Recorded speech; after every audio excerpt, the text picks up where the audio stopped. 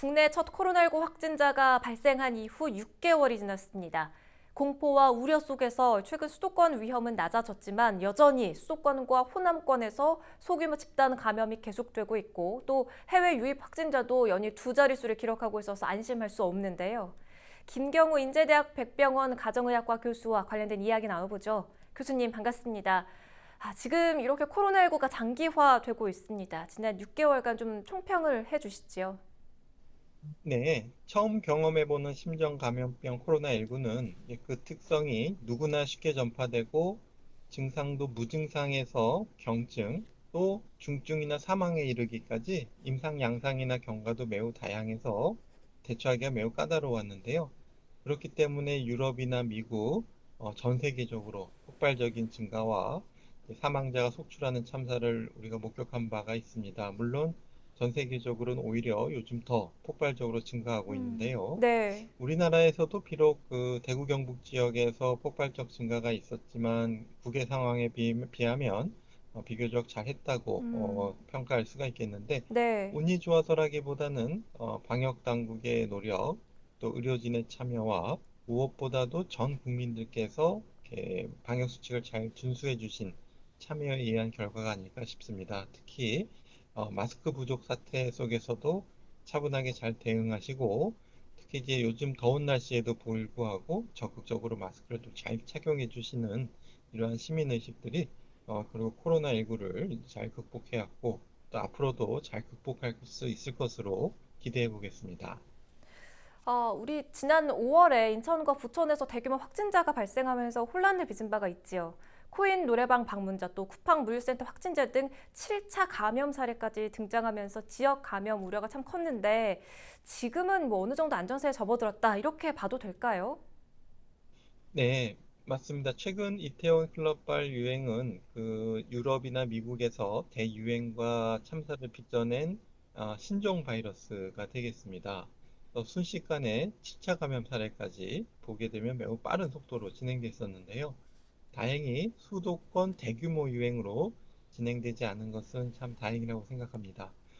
좀 더 추이를 지켜봐야 되겠지만 그동안 이렇게 소규모 집단이 유행했던 노래방이라든지 물류센터, 콜센터, 교회 예배 이런 데에서 이제 대규모 집단 감염 사례가 이제 보고되고 있지 않고 또 정부에서는 이런 고위험 시설에 대해서 방역 수칙을 잘 준수하고 있는지 계속 점검을 하고 있고요. 최근 들어서 이제 방문 판매나 또 실내 체육 활동, 교회 소모임 이런 감염 사례들이 최근 들어서 줄어들고 있어서 긍정적으로 보이는데 물론 조금 더 추이를 봐야 되겠지만 아직까지는 좀 어느 정도 좀 안정세에 접어들었다고 봐도 될 것 같습니다. 네, 해외 유입 확진자 수가 여전히 두 자릿수이긴 합니다.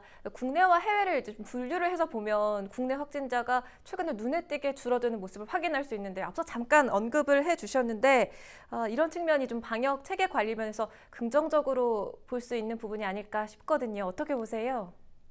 네, 그렇습니다. 네, 하지만 이것은 우리가 위드 코로나 바이러스 항상 상존해 있기 때문에 우리가 언제든지 방심하게 되면 언제든지 재유행을 맞을 수가 있겠고요.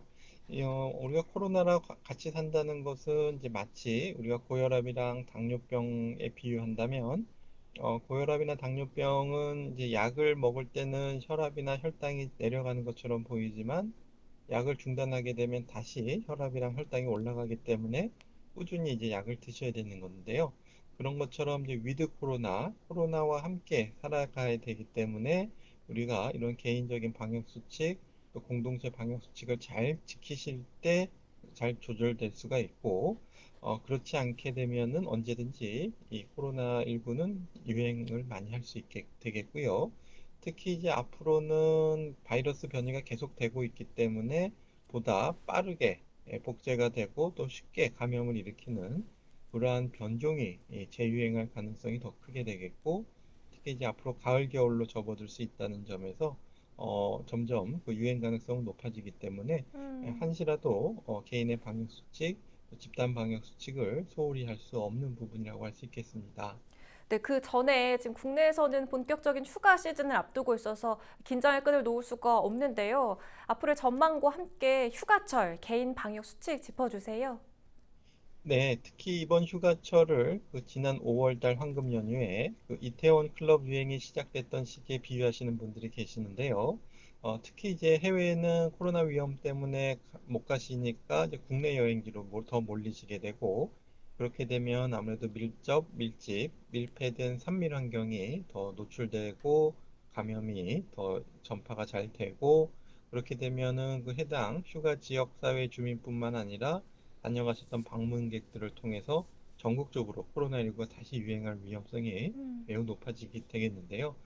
휴가철에도 마스크 쓰기와 손 씻기, 그리고 거리 두기를 항상 유지하시게 되겠고요. 네. 또 마스크를 벗게 되는 상황, 특히 이제 음식점을 가시거나 카페나 주점 등에 가시는 것을 최대한 줄이거나 피하시도록 하셔야 되겠고요. 특히 가시는 휴가지에서는 정해놓은 별도의 방역 수칙이 있습니다. 그래서 2인 이상 모여서 해변가에서 술을 먹는 걸 금지한다든지 이러한 방역 수칙을 잘 지키시지 않으면 감염병 예방법에 의해서 300만 원 이하의 벌금형까지 받을 수가 있기 때문에 방역 수칙을 잘 지켜주셔야 되겠고요.